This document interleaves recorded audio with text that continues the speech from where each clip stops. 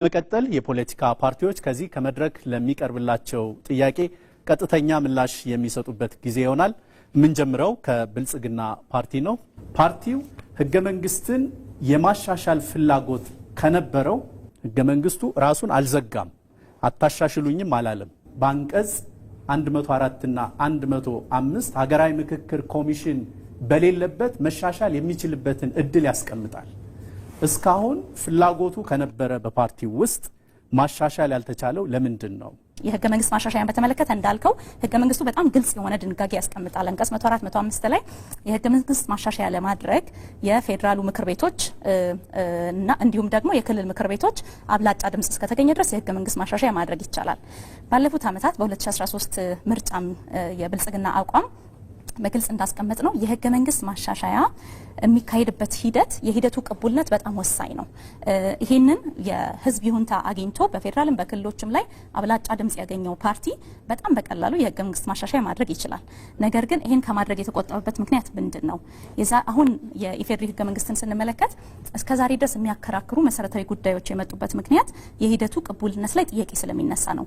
ይሄንን ነገር መድገም የለብንም። ስለዚህ የሂደት ቅቡልነት በጣም ወሳኝ ስለሆነ ህገ መንግስት ደግሞ የህጎች ሁሉ የበላይ የሆነ ወሳኝ የሆነ ፖለቲካዊ ሰነድ ስለሆነ ሁሉም ኢትዮጵያውያን የተሳተፉበት ሂደት ማድረጉ የተሻለ አዋጭ ነው። የዛሬ 30 ዓመት ለልጆቻችን የምናስረክበው የህገ መንግስት ቅቡልነት ጥያቄ ሊኖር አይገባም በሚል በጣም በጥንቃቄ ስለምናየው ነው። ቅቡልነቱን በማሻሻያው ማስተካከል አይቻልም ወይ ነው? ህገ መንግስቱ አሻሽሉኝ ካለ እናንተ ቅቡልነት አሳጥቶታል ወይም ቅቡልነት እንዳይኖር አድርጎታል ያላችሁትን ነገር እንድታሻሽሉ መንገዱ አለ። እሱ ለምን አልተደረገም?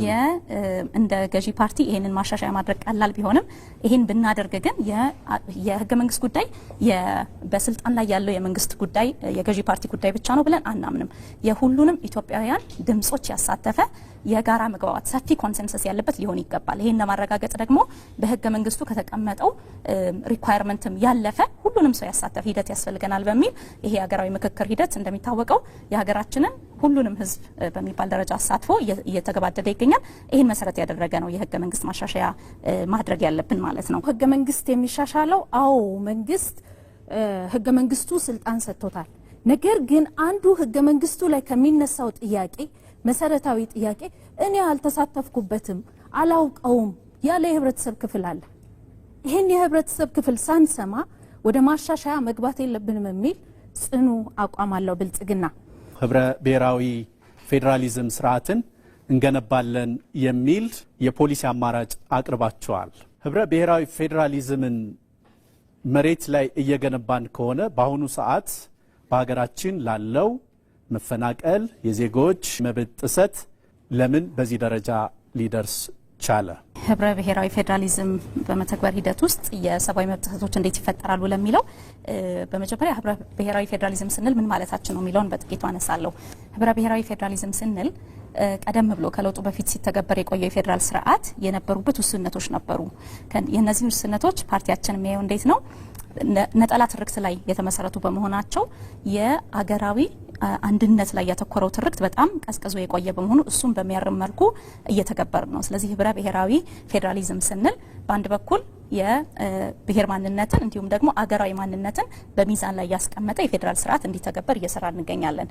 ይሄ ባለበት ሁኔታ በሀገራችን ውስጥ ያለው የሰላም እጦት፣ ዜጎች ላይ የሚደርሱ ሰብአዊ መብት ጥሰቶች እንዴት ተፈጠሩ ለሚለው ለአንድ ሀገር ዘላቂ ሰላም በመሰረታዊነት መሟላት ያለባቸው ነገሮች አሉ። ብልጽግና የተረከበው አገራዊ ስርዓት እነዚህ ነገሮች የተጓደሉበት ነበር። ከነዚህ በዋናነት ለሰላም እጦቱ መነሻ ናቸው ብለን እንደ ፓርቲ ያየናቸው ጉዳዮች ምንድናቸው? አንደኛው የዲሞክራሲ ምህዳሩ መጥበብ ነው። ለረጅም ዘመናት የዜጎች መብቶች፣ መሰረታዊ መብቶች ከፍተኛ ገደብ ተጥሎባቸው በመቆየታቸው ምክንያት የሰብአዊ መብት ጥሰቶች ሲደረጉ ቆይቷል። ይሄን አውድ በመገንዘብ ባለፉት ዓመታት የዲሞክራሲ ምህዳሩን ለማስፋት በጣም ጉልህ የሚባሉ እርምጃዎችን ብልጽግና ፓርቲ ወስዷል። የህግ ማሻሻያዎችን በማድረግ የአሰራር ማሻሻያዎችን በማድረግ አንደኛው የህግ አስፈጻሚው አካል በህግና በህገ መንግስቱ መሰረት እንዲሰራ የሚያደርጉ ገደቦችን አስቀምጧል። ይሄ ብቻ ሳይሆን የህግ አስፈጻሚውን በውጤታማነት መቆጣጠር የሚችሉ የህግ አውጪውን የህግ ተርጓሚውን አካላት ማጠናከር ላይ ሰርቷል። እንዲሁም ደግሞ የዲሞክራሲ ተቋማት ይሄንን የቁጥጥር ስርዓት እንዲያጠናክሩ አድርጓል። ስለዚህ እነዚህ በቀጥታ ለማስተላለፍ አሁን ያለው አክራሪ ብሔርተኝነት የመነጨው እናንተ ከምትከተሉት ህብረ ብሔራዊ ፌዴራሊዝም አይደለም ወይ ነው? አይደለም፣ በፍጹም አይደለም። ለምን እዚህ ችግር ውስጥ ገባን? አሁን የምናየው እዚህም እየፈነዱ ያሉ ችግሮች የጸጥታ መደፍረስ፣ የሰላም እጦት የአክራሪ ብሔርተኝነት ምንጭ ከሌላቸው ለምን ችግሩ መሬት ላይ አሁን ሊታይ ይቻላል? ለነዚህ የሰላም እጦቶች መነሻ የሆነው የፌዴራል ስርዓቱ ሳይሆን የዲሞክራሲ ምህዳር ጠቦ በመቆየቱና ከዛ ጋር የተያያዙ ነጠላ ትርክቶች በመብዛታቸው የጋራ የሆነ ሀገራዊ ማንነት ላይ ሳይሆን ነጠላ ትርክቶች በመበራከታቸው ምክንያት የተፈጠሩ ናቸው። አንድ እሱ ነው። ሁለተኛ ደግሞ ስልጣንን ህገ መንግስታዊ ባልሆነ መንገድ በአቋራጭ ማግኘት የሚፈልጉ አካላት ጠመንጃ ይዘው ስልጣን ለማግኘት የሚያደርጉት ጥረት ነው። ስለዚህ ብልጽግና ባለፉት ዓመታት ሲያደርግ የነበረው በህግ ማስከበርም በትዩነት ደግሞ አጠቃላይ አሁን ያለ የህዝብ ጥያቄ ካለ በጠረጴዛ ዙሪያ ብቻ ነው መፈታት ያለበት በሚል ብልጽግና ፓርቲ ገዢው ፓርቲ ላለፉት ዓመታት የሰላም አማራጭን እንዲመርጡ በተደጋጋሚ ጥሪ ሲያደርግ ቆይቷል። እሱም ውጤት እያስገኘ ይገኛል። ህብረ ብሔራዊ ፌዴራሊዝማችን እውነተኛ ህብረ ብሔራዊ ፌዴራሊዝም ነው ምን ተገብረ ያለ ነው። የሱ ውጤት ሳይሆን መፈናቀልና የመብት ጥሰት የአስተሳሰብና የትርክት እዳ ባለቤት ነን ኢትዮጵያ ውስጥ። ይሄን ችግር ከመሰረቱ መቅረፍ የምንችለው በትርክት ነው።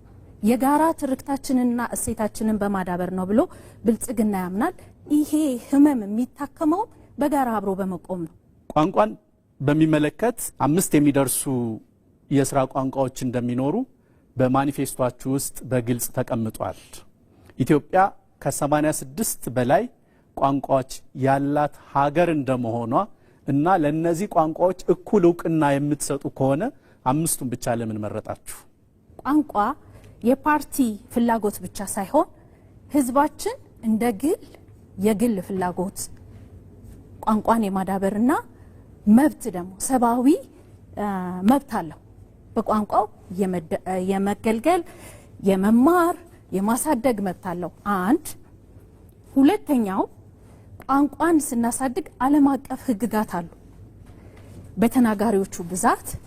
ሁለት ሶስተኛ እኛ ልዩነታችንን አፕሪሼት የምናደርግ ብልጽግና እውነተኛ ህብረ ብሔራዊ ፌዴራሊዝምን የሚጠቀም ነው ካልን አንዱ ህብረተሰቡ የሚጠይቀው ጥያቄ ቋንቋችን ይደግ ነው። ስለዚህ ለአምስቱ ቅድሚያ ይሰጥ እንጂ ብዝሃነትን ማዕከል ያደረገ ሁሉም ቋንቋ ደግሞ እንዲያሳድግ ለክልሎች ሙሉ ስልጣን ይሰጣል። 5ቱ ለምን ተመረጡ ተለይተው ከሌሎች? በተናጋሪዎች ብዛት ዓለም አቀፍ ስታንዳርድን ስለሚያሟሉ። ሁለተኛም ደግሞ ብልጽግና በዚህ ይቆማለሁ የሚል ግን እምነት የለው። ብልጽግና ብዝሃ ቋንቋ፣ ብዝሃ ባህል፣ ብዝሃ እሳቤን በቡድን መብቶች ውስጥ አካትታለሁ ሲል እነዚህ ሁሉ ቋንቋዎች አብረው ክልሎች ያሳድጋሉ ህገ መንግስቱ በሰጣቸው መብት። አንድ ሁለተኛ ግላዊ ደግሞ አንድ ህፃን እኮ ሲያድግ ሰብአዊ መብት እኮ ነው በቋንቋው የመማር፣ በቋንቋው የመዳኘት፣ በቋንቋው አገልግሎትን የማግኘት። ብልጽግና ይሄንን ሁሉ እውቅና ይሰጣል። 5ቱ ላይ ብቻ እቆማለሁ የሚል አይደለም። ነገር ግን ህጋዊ አስተዳደርና ውሳኔዎች በሂደት እያሳደግ ህዝብ እያስተዳደርክ የምትሄድበት እንጂ እየተቆነጠረ የሚሰጥም አይደለም። ለዚህ ነው የኛ ህብረ ብሔራዊ ፌዴራሊዝም እውነተኛ ነው፣ ህዝብን ያማክላል፣ አካታች ነው የምንልበት ምክንያት እያንዳንዱ ክልል እንደ ፍላጎቱና እንደ ውሳኔው በቋንቋው እንዲማር እንዲያሳድግ ህገ መንግስቱ ስለፈቀደለት አይታችኋል። በክልሎቻችን ቋንቋዎቻቸውን የመማሪያ ማድረግ የስራ ቋንቋ የማድረግ እድሉን በሰፊው ያበረታታል። ስለዚህ እንዳንተ ጥያቄ ሳይሆን መመልሰው እንደ ብልጽግና አቅምና ፍላጎትና እቅድ ነው መመልሰው። ስለዚህ 5ቱ ላይ ብቻ የተንጠለጠለ አይደለም።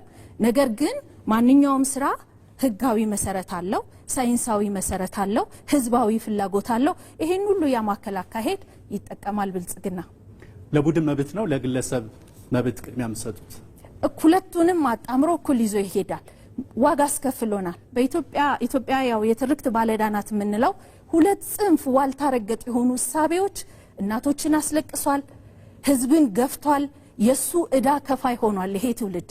ይሄንን ዋጋ እንዳንከፍል ሁለቱንም አንድ ግለሰብ ሰብአዊ መብቱ ይከበራል፣ ግለሰባዊ ፍላጎቱ ይከበራል።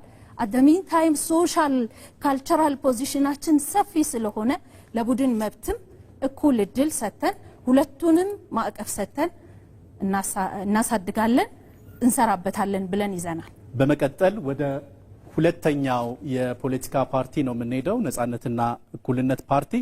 በተመሳሳይ ለእናንተም ከመድረክ ጥያቄዎች እናነሳለን። በጥያቄዎች መነሻነት ምላሽ የምትሰጡ ይሆናል። ህገ መንግስትን እንደምታሻሽሉ በማኒፌስቶአችሁ ውስጥ ተቀምጧል። ህገ መንግስትን ለማሻሻል እንደ ቅድመ ሁኔታ ያስቀመጣችሁት ብሔራዊ መግባባትን ነው። ብሔራዊ መግባባት ህገ መንግስቱ የሚሻሻልበትን ጊዜ ከማራዘምና ከማጓተት የዘለለ መፍትሄ ማምጣት ይችላል ወይ? ህገ መንግስትን ማሻሻልና ሀገራዊ መግባባትን በተመለከተ ነጻነትና እኩልነት ፓርቲ አሁን ያለው ህገ መንግስት ሲጸድቅ በርካታ ህዝቦችን ያሳትፍና ውይይት ተደርጎበታል ብሎ አስብም። ለዚህም የተሻለው አማራጭ ቀጣዩ የኢትዮጵያ ህገ መንግስት ሁሉንም የኢትዮጵያ ህዝቦች ባሳተፈ መንገድ በሀገራዊ ምክክር ሰፊ ውይይትና መግባባት ተደርጎበት ሊረቀቅ እና ሊዘጋጅ ይገባል ብሎ ያስባል። ነጻነትና እኩልነት ፓርቲ ካለው ህገ መንግስት ጋር በተያያዘ ያለው እሳቤ ከዝግጅቱ ሂደት ላይ በቂ ህዝቦች አልተሳተፉበትም የሚል እምነት አለውና የተሻለው የማሻሻያ መንገድ የሀገራዊ መግባባት ነው ብሎ ያስባል። ከህገ መንግስትን በተመለከተ የተወሰኑ ሀሳቦች ለመጨመር ህገ መንግስት ማሻሻያ አስፈላጊነት በዋናነት የህዝብ ስልጣን ባለቤትነት አስተሳሰብ ሲሆን ህዝቡ ራሱ ጥያቄ ያስፈልጋል አያስፈልግም አይደለም። ያስፈልጋል ብላችኋል። በማኒፌስቶአችሁ ውስጥ ተመልክቻለሁ። እሱም በግልጽ ህገ መንግስታዊ ማሻሻያ ያስፈልጋል ብላችኋል። ለማሻሻያው ደግሞ እንደ ቅድመ ሁኔታ ብሔራዊ መግባባት ተቀምጧል። ብሔራዊ መግባባት ህገ መንግስቱን የማሻሻያ ጊዜውን ያጓትታል፣ ያራዝማል ነው የኔ ጥያቄ። ከዛ የተሻለ አማራጭ አለ ብለን አናስብም። በምን መንገድ ሊሻሻል ይችላል? አሁን ይሻሻል ቢባል በአንቀጽ 104 እና 105 የማሻሻያ ስርዓት ተቀምጧል። ይህንን ማድረግ የሚችለው አሁን ሀገር እየመራ ያለው ብልጽግና ፓርቲ ነው። ያኔ ኢህአዴግ ብቻውን ህገ መንግስቱን እንደጻፈው እናንተ ስልጣን ላይ ብትሆኑ ነው። አሁን ስለ ሌሎች ፓርቲዎች የምናደርገው ብሔራዊ መግባባትን የሁሉ ነገር ኢትዮጵያ ውስጥ ለማምጣት የምንፈልገው ለውጥ መጀመሪያውና መሰረታዊ መፍትሄ ብለን እናስበው መግባባትን ማምጣት ነው። አሁን ኢትዮጵያ ውስጥ ላሉ ችግሮች የሰላም ችግር፣ የኢኮኖሚ ችግር፣ ማህበራዊ ችግር ትልቁ ዋናው መንስኤ መሰረታዊ በሆኑ ሀገራዊ ጉዳዮች ላይ መግባባት የለም። ከታሪክና ያላግባባን ህገ መንግስቱ ነው እያል ተግባብተን ነው ህገ መንግስት የምናሻሽለው የሚለው የትኛው ነው ቀድሞ መምጣት ያለበት? ሪቨርስ ነው። ያላግባባንን ነገር አስተካክለን ወደ መግባባት ነው መሄድ ያለብን ወይስ ተግባብተን ነው የምናስተካክለው? ነፓ የሚያስበው መሰረታዊ በሆኑ ጉዳዮች ላይ ተግባብተን የፌዴራሊዝሙ አወቃቀል ሊሆን ይችላል፣ የመንግስት ቅርጽ ሊሆን ይችላል ወዘተ። በእነዚህ ጉዳዮች ላይ ተግባብተን ነው ህገ መንግስት መጻፍ ያለብን ብለን ያልተግባባ ነው በራሱ በህገ መንግስቱ ላይ ነው። ከህገ መንግስቱ በፊትም ያልተግባባንባቸው ብዙ ችግሮች አሉ። መነሻው ህገ መንግስቱ ውስጥ የቀረቡ ነገሮች ናቸው ነው። ከህገ መንግስቱ ከመረቀቁም በፊት ኢትዮጵያ ውስጥ ጦርነት ነበር፣ ግጭት ነበር። ስለዚህ ህገ መንግስቱ አንዱ ችግር ነው፣ ብቸኛው አይደለም። ቀጣይ የሚረቀቀው የኢትዮጵያ ህገ መንግስት በብሔራዊ መግባባት ላይና በውይይት ላይ የተመሰረተ መሆን አለበት። የውይይቱ ሪዛልት ነው መሆን ያለበት ህገ መንግስትን መጻፍ። ብሔራዊ መግባባት እንደ ክራይቴሪያ ተቀምጧል የተባለው እኛ ህገ መንግስት መሻሻል ያለበት ኢትዮጵያውያንን ያማከለ ኢትዮጵያን የሚመስል ብዙ ቅድመ ሁኔታዎች ያሉት የኢትዮጵያን ጂኦግራፊ፣ የኢትዮጵያን የህዝብ ፍላጎት፣ ሌሎችም አሰፋፈርና ሌሎችን ክራይቴሪያዎች ያሟላ ኢትዮጵያ ውስጥ ህገ መንግስታችንን የምናሻሽለው መግባባት ላይ ስንደርስ ነው ብለን እናምናለን። ስለዚህ ብሔራዊ መግባባት እንደ ክራይቴሪያ ወይም እንደ መስፈርት የተቀመጠበት ምክንያት እሱ ነው። ቋንቋን በሚመለከት የስራ ቋንቋ ያስፈልጋል የሚል በማኒፌስቶአችሁ ውስጥ አልተጠቀሰም። ኢትዮጵያ ሀገሪቱን ሊገልጽ የሚችል ቋንቋ ስለማያስፈልጋት ቋንቋን በተመለከተ ክልል ያስቀምጠናል። ፌዴራሊዝም ለኢትዮጵያ የተሻለው የመንግስት አማራጭ ነው ብለን እናስባለን። ሁሉም ብሔሮች፣ ሁሉም ብሔረሰቦች በራሳቸው ቋንቋ የመማር የመዳኘት እና የመጠቀም መብት ይኖራቸዋል። ከዚያ በተረፈ በፌዴራል ደረጃ በናሽናል ዲያሎግ በሚወሰነው መሰረት ብሔራዊ የስራ ቋንቋ በዛ መንገድ ነው መወሰን ያለበት የሚል እምነት አለን። የስራ ቋንቋን በሚመለከት እኛ ገደብ አላስቀመጥንም። ኢትዮጵያውያን በሚግባቡበት የሥራ ቋንቋ እንደ ጊዜው እያየን የምንጨምራቸው የሥራ ቋንቋዎች ኢትዮጵያ ውስጥ ይኖራሉ የሚል አቋም አለን። እናንተ በዚህ ምርጫ አሸንፋችሁ ወደ ስልጣን ብትመጡ የሥራ ቋንቋችሁ ምንድን ነው የሚሆነው? አማርኛና ኦሮምኛ ብለናል። ለምን? ሌሎቹ ቋንቋዎች ከነዚህ በምን ተለይተው ነው ኢትዮጵያውያን የተሻለ የሚጠቀሙበት ከህዝብ ቁጥር አንጻር ኢትዮጵያውያን የተሻለ የሚግባቡበት ከቦታ ቦታ ተዘዋውረው ቢሰሩ ሊጠቀሙበት የሚችሉት ስራ በአግባቡ ሊሰሩ የሚችሉባቸው ቋንቋዎች ቅድሚያ ሊሰጣቸው የሚገቡ ቋንቋዎች እነዚህ ናቸው ብለን ስላመንን ነው። ወደፊት እኛ መንግስት ለምሳሌ አሁን ያሏቸው ሁለቱ ቋንቋዎች የሥራ ቋንቋ ከሆኑ አፋር እንሂድ፣ ሶማሌ ክልል እንሂድ፣ ሌሎችም ክልሎች የምትሏቸው ቋንቋዎች በስፋት ባይነገሩ የፌዴራል የሥራ ቋንቋዎች ናቸው እነዚህ። በነገራችን የፌዴራል ስርዓት የሚፈጸምባቸው ክልሎች ናቸው እኮ እነሱ ቀደም እየጠቀስኳቸው። ግን ክልሎች የራሳቸውን ቋንቋ መጠቀም ይችላሉ። ይሄ አሁን እያወራን ያለ ነው በፌዴራል ደረጃ የፌዴራል የሥራ ቋንቋና የክልሎች የሥራ ቋንቋ ይለያያል። በዛ ልክ ነው አንደርስታንድ የምናደርገው። እነዚህን ያልነው እኛ የፌዴራል የሥራ ቋንቋ ለማለት ነው። የመንግስት አወቃቀርን በሚመለከት ፕሬዝዳንታዊ ስርዓትን እንከተላለን የሚል አስቀምጣችኋል በማኒፌስቶአችሁ ውስጥ። እንደ ኢትዮጵያ ላሉ የብሔር የማንነት ጥያቄ በሚነሳባቸው ሁኔታዎች ውስጥ ሁለት መሪዎችን ተመጣጣኝ አድርጎ ማምጣት ወደ ስልጣን ሽኩቻ ነው የሚወስደን ወይስ አሁን አገሪቱ ላለችበት ችግር መፍትሄ ያመጣል? የመንግስት ቅርጽ ፕሬዝዳንታዊ መሆን አለበት ነው። ይህን ያልንበት መሰረታዊው ምክንያት ኢትዮጵያ ውስጥ የሚመረጠው ፕሬዝዳንት ወይም የምትመረጠው ፕሬዝዳንት ከኢትዮጵያ ሕዝቦች ከግማሽ በላይ ተቀባይነት ያለው ግለሰብ መሆኑ አሁን ላይ ላለው ግጭትና አለመግባባት አንድ መፍትሄ ሊሆን ይችላል ከሚል መነሻ ነውና የነፓ ሪኮሜንዴሽን የኢትዮጵያ የመንግስት ቅርጽ ወይም ደግሞ መሪ በፕሬዝዳንት መሆን አለበት የሚል።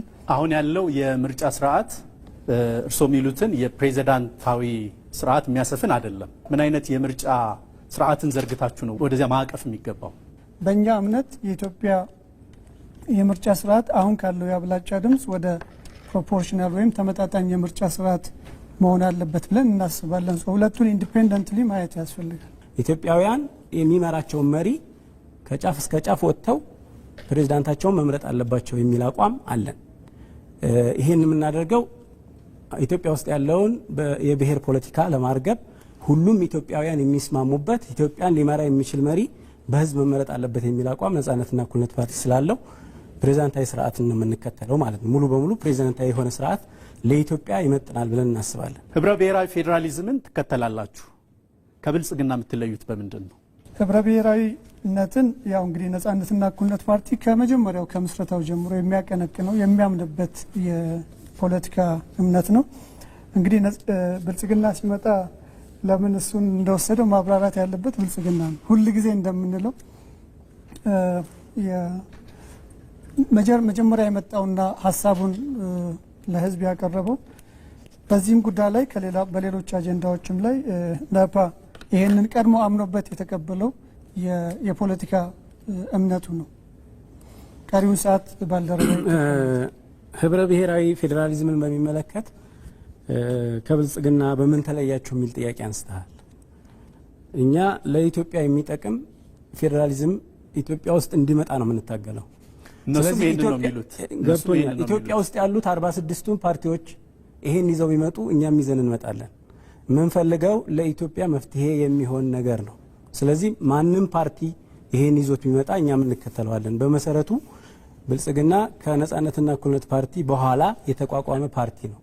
ስለዚህ ብልጽግና ከነጻነትና እኩልነት ፓርቲ ወስዷል ብንል የተሻለ ሊሆን ይችላል።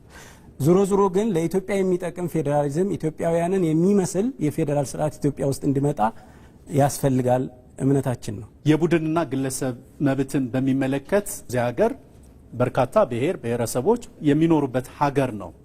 ይህንን ሚዛን ማስጠበቅ የምትችሉት በምን አግባብ ነው? ሰብአዊ መብቶች፣ የግለሰብ መብቶች መከበር አለባቸው ብሎ ያምናል። የቡድን መብቶችም እንደዛው መከበር አለባቸው ብሎ ያምናል። ሁለቱን ያጣጣመ ሚዛን የጠበቀ ስርዓት መገንባት ያስፈልጋል የሚል እምነት አለ። እንዴት ነው የምታጣጥሙት ነው የኔ ጥያቄ። ሁለቱንም በማክበር ነው የምናጣጥመው። ሁለቱ የሚጋጩባቸው ሁኔታዎች የሉም የሚል እምነት አለን። የቡድን መብቶች የግለሰብ መብቶችን ለማሳካት የሚመጡ ናቸው ብለን ነው የምናስበው። ግለሰቦች በግለሰብ ደረጃ ያላሳካቸው መብቶች ነው ባንድ ሆነው በቡድን ሆነው ለማሳካት የሚመጡት። ስለዚህ የቡድን መብቶች ከግለሰብ መብቶች ጋር የሚጣረሱ ወይም የነሱ መብቶች ለማፍረስ የሚመጡ ናቸው ብለን አናምንም። ክቡራትና ክቡራን እየተከታተላችሁ ያላችሁት ፌዴራሊዝምና ህገ መንግስት ላይ የፖለቲካ ፓርቲዎች እያደረጉት ያለውን ክርክር ነው። አሁን ሁለተኛው ምዕራፍ ላይ ነው ያለነው። በሁለተኛው ምዕራፍ ከመድረክ ለሚነሳላቸው ጥያቄዎች የፖለቲካ ፓርቲዎች ማኒፌስቶአቸውን መነሻ አድርገው ምላሽ የሚሰጡበት ጊዜ ላይ ነው። ሶስተኛው አቅራቢ የኢትዮጵያ ዜጎች ለማህበራዊ ፍትህ ኢዜማ ይሆናል። ዲሞክራሲያዊ ፌዴራሊዝምን ተግባራዊ እናደርጋለን ብላችኋል። ማኒፌስቶአችሁ ላይ ደግሞ መልክዓ ምድራዊ ፌዴራሊዝም የሚል ነገር ተመልክቻለሁ። እናንተ ባቀረባችሁት መሰረት ዲሞክራሲ መዳረሻ እንጂ በራሱ የፌዴራሊዝም ቅርጽ አይደለም። ስለዚህ ዲሞክራሲያዊ ፌዴራሊዝም የሚለው ከመረዳት የመነጨ ችግር ነው ወይስ ምን የሚለውን እንድታብራሩት። በአራት ክራይቴሪያዎች ነው ክልሎች ይደራጃሉ ብለን የምናምነው። አንደኛው መልክዓ ምድራዊ አቀማመጥን፣ የህዝብ አሰፋፈርን፣ አጠቃላይ የልማት አመችነታቸው አንድ ክራይቴሪያ ነው። ሁለተኛው ቋንቋ፣ ባህልና ታሪክን እናያለን። ሶስተኛው የሀብት ስብጥርና ፍትሃዊነትን እናያለን። አራተኛው ለብሔራዊ መግባባት አመቺ የሆኑትን እናያለን። እነዚህ አራት ክራይቴሪያዎች ወይም አራት መስፈርቶችን ይዘን ክልሎች በእነዚህ አራት መስፈርቶች ይደራጃሉ የሚል እንጂ ጂኦግራፊን ብቻ አንዱን ቋንቋም አለው፣ ባህል አለው፣ ታሪክ አለው፣ የጋራ መግባባት አለው፣ ለኢኮኖሚ ትስስር የተመቹ መሆኑ አለው፣ መልክዓ ምድር አለው። እነዚህን ሁሉ አይቶ እነዚህን ያማከለ የትኛው ማህበረሰብ በአንድ ክልል ውስጥ ቢጠቃለል የተሻለ እድገት ያመጣል የሚለውን ታሳቢ አድርጎ የሚደራጅ እንጂ አንዱን የመጀመሪያውን ሀሳብ ተይዞ ነው እየተነሳ ያለው። በፕሮግራማችንም በፖሊሲያችንም ፓርቲው ሲመሰረት ጀምሮ በእነዚህ መስፈርቶች ነው እንዲደራጅ። የክልል አደረጃጀት ይኖራቸዋል። ሁለተኛው እሱ ላይ ልመጣ ነው። ሁለተኛው የምንከተለው ፌዴራሊዝም ነው። ያልተማከለ የመንግስት አስተዳደር ፌዴራሊዝም ነው የምንመከተለው። ምንድነው ፌዴራሊዝም ካልን የፌዴራል መንግስትና የክልል መንግስታት ይኖራሉ። የክልል አደረጃጀት ይኖረናል። የክልል አደረጃጀቶች በየትኛው ክራይቴሪያ ይደራጃሉ የሚለውን ቅድም ባልነው መልኩ ነው ያስቀመጥን ያለው። በስንት ክልል ታደራጇታላችሁ? ኢትዮጵያ ክልል ቁጥር ልንወስን አንችልም። ምክንያቱም ክልል ቁጥርን ለመወሰን የመንግስት ሪሶርስ ያስፈልጋል። እኛ መስፈርቱን አስቀምጠናል። መንግስት ስንሆን በእነዚህ መስፈርቶች መሰረት ወርዶ ጥናት ማጥናት፣ ባለሙያዎችን ማሰማራት፣ ህዝቡን ማወያየት አሁን የፖሊሲ አማራጭ ነው እያቀረባችሁ ያላችሁት። አማራጫችሁ በግልጽ ሊያሳየን የሚገባው ነገ እናንተ ስልጣን ብትይዙ የመንግስትን ስልጣን ኢትዮጵያ ስንት ክልል ይኖራታል የሚለውን ማወቅ ይኖርብናል። ኖ እሱ አይደለም። እኛ አሁን መቼም ይህን ጥያቄ የመንግስት ያለውን አካል ልመልሶ ቢል ውሸት ነው የሚሆነው። እንዳልኳችሁ ነው። ክልል ለመመስረት ክልሎችን ለማደራጀት የመንግስት ሪሶርስ፣ ጥናቶች፣ ህዝብ ማሰማራት፣ ማወያየት ብዙ ነገሮች ይፈልጋሉ። እነዚህን ሊያደርግ የሚችለው ደግሞ ብቸኛው መንግስት ነው። ስለዚህ እንደ ተቋማዊ ፓርቲ ችግሩን አይደንቲፋይ አድርገናል። በምን ቢደራጁ ለሀገር መፍትሄ ያመጣል የሚለው ለይተናል። መንግስት ስንሆን የህገ መንግስት አሻሻይ ኮሚቴ እናቋቁማለን። እነዚህን ጥናቶች እናጣናና በየትኛው መልኩ ክልሎች ቢደራጁ የተሻለ ለሀገር ይጠቅማል በሚለው እንሰራለን። አሁን ግን ተፎካካሪ ፖለቲካ ፓርቲ ሆነን ግን እንዲህ ያለ ትልቅ በሌለን ሪሶርስ እንሰራለን ብለን የሆነ የማይሆን ቁጥር ይዘው መምጣቱም ትክክል አይሆንም። ችግሮቹን ከነመፍትሄዎቹ ግን አስቀምጠናል። መሬት ላይ ተወርዶ የሚሰራው ስራ ግን አሁን በእኛ ሊሰራ የሚችል አይደለም። አንደኛ ህገ መንግስቱ ይሻሻላል ብላችኋል። ህገ መንግስቱ ውስጥ የተቀመጠው ህገ መንግስትን ለማሻሻል ክልሎች 2/3 ድምጽ መስጠት አለባቸው። የፌዴሬሽንና የህዝብ ተወካዮች ምክር ቤትም በ2/3 ድምጽ ማጽደቅ አለበት የህገ መንግስት ማሻሻያውን ይላል። እናንተ ህገ መንግስት የምታሻሽሉት በህገ መንግስታዊ ማዕቀፍ ውስጥ ሆናችሁ ነው ወይስ ይህ ህገ መንግስታዊ በሆነ መንገድ? ህዝቡ ድምጽ ቢሰጠንና ሀገሪቷን የመምራት እድል ቢሰጠን ኢሚዲየትሊ እንዳልነው በህገ መንግስታዊ መንገድ ተከትለን እንደ ብልጽግና ከ2013 5 ዓመት ሙሉ አናቃጥለን። ህገ መንግስቱ መሻሻል አለበት የሚል አቋም አለን፣ ተከትለን እንሄዳለን። ያ ካልሆነ አሁን ብልጽግናም እየተከተለው እንዳለ ሀገራዊ ኮሚሽኑ ይዞት የሄደውን መንገድ ተከትለን ይህ ህገ መንግስታዊ በሆነ ወይንም ህገ መንግስታዊ ውጪ በሆነ መንገድ ህገ መንግስቱ እንዲሻሻል እንሰራለን። በሁለቱም መንገድ እኛ ህገ መንግስቱ መሻሻል መሰረታዊ ለሀገር ይጠቅማል ብለን እናምናለን። ስለዚህ በሁለቱንም አማራጮች ተከትለን ህገ መንግስቱን ወደ ማሻሻል መንገድ እንሄዳለን። ስልጣን ብንሄድ መንግስታዊ ኃላፊነት ቢኖራችሁ ወደ ሌላ ጊዜ ህገ መንግስቱ ይሻሻላል። በ6 ወር ጊዜ ውስጥ ኮሚሽን አቋቁመን ወደ ትግበራ ይገባል።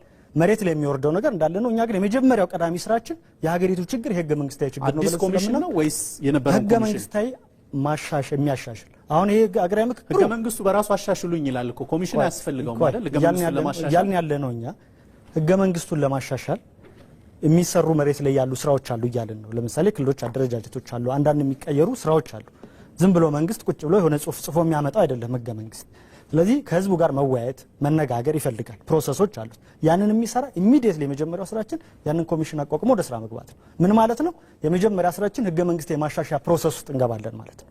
ስለዚህ ከገባን በኋላ በአንድ ቀን ያልቃል፣ በ6 ወር ያልቃል የምናየው ነው የሚሆነው። ግን የመጀመሪያው ስራችን ህገ መንግስት የማሻሻያ ማድረግ ይሆናል ማለት ነው። አማርኛን ብሔራዊ ቋንቋ እናደርጋለን የሚል አስቀምጣቸዋል።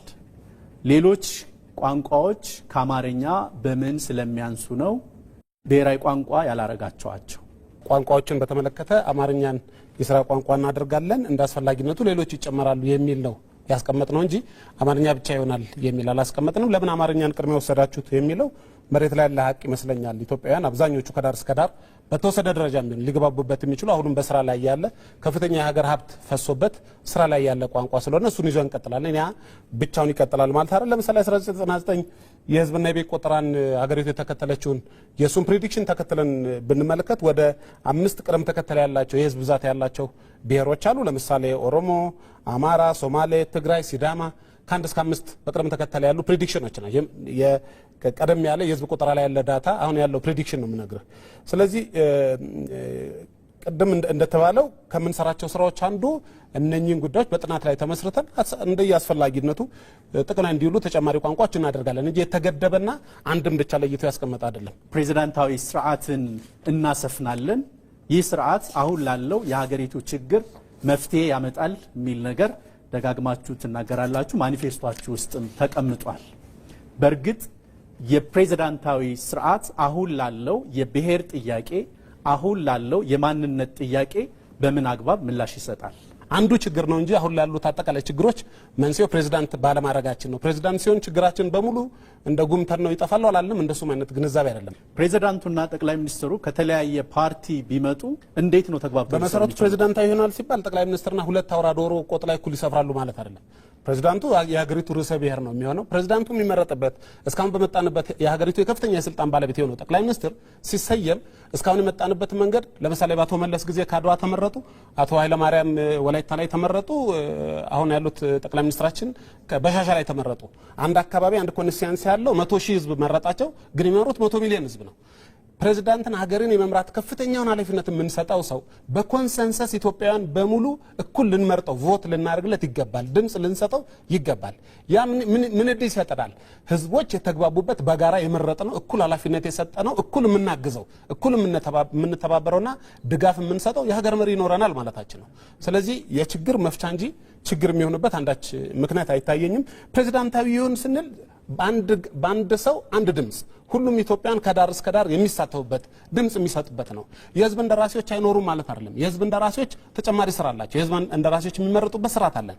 የሀገሪቱ ርዕሰ ብሔር ግን የሚመረጠው ተወካዮች ተሰብስበው ከመካከላቸው አንድ ሰው መርጠው በተወካይ ወይ ደግሞ በምስለኔ የሚመረጥ ወይ በሌሎች ተወካዮች በስማ በለው የሚመረጥ ሳይሆን ህዝቡ በቀጥታ ቮት ያድርግ። ያ የሚመረጠው የሀገሪቱ ከፍተኛ ስልጣን ኃላፊነት የሚረከበው ሰው በሁሉም ክልሎች በሁሉም ኢትዮጵያውያን ብዛነታችን የሚያንጸባርቅ ኢትዮጵያውያን ጋር እኩል ሄዶ ሐሳቡን አቅርቦ የሚሰጣቸውን ተስፋም ቃል ኪዳን ገብቶ እኩል ተከራክረውት የሚመርጡት መሆን አለበት ከሚል የሚነሳ ስለሆነ ነው። ምናልባት ለመጨመር በፕሬዝዳንታዊ ስርዓት ውስጥ ምክር ቤት የሚኒስትሮችን ጠቅላይ ሚኒስትሩ ምናምን በህዝብ ተመርጦ የተለያየ ይሆናል የሚል አይነት አሰራርም የለም። ፕሬዝዳንቱ ይመረጣል። ከዛ ውጭ የምክር ቤት አባላት ነው በህዝብ የሚመረጡት። ካቢኔው ነው የሚመሰርተው። ከጠቅላይ ሚኒስትሩ ጀምሮ ካቢኔውን የሚሰይመው ፕሬዝዳንቱ ነው የሚሆነው። በህዝብ የሚመረጡ ምክር ቤቶች ፕሬዝዳንቱ አልቲሜት ፓወር ኖሮት አቢዩዝ እንዳያደርገው የቼክ ኤንድ ባላንስ ስራ ነው የሚሰሩት። ስለዚህ ጠቅላይ ሚኒስትሩ ከሌላ ተመራጭ፣ ምክር ቤቶቹ የሌላ ፓርቲ ተመራጭ፣ ፕሬዝዳንቱ የሌላ ተመራጭ አይነት ቀውስ የሚፈጥር አይነት ስርዓት አይደለም። ስለዚህ የምክር ቤቱና በፕሬዝዳንቱ መካከል የቼክ ኤንድ ባላንስ ልዩነት ይኖራል እንጂ ምክር ቤቱን ፕሬዝዳንቱ ራሱ አቋቁሞ የሚመራው አይነት ስርዓት ነው የሚኖረን ማለት ነው። ኢዜማ ለግለሰብ መብት ቅድሚያ ይሰጣል።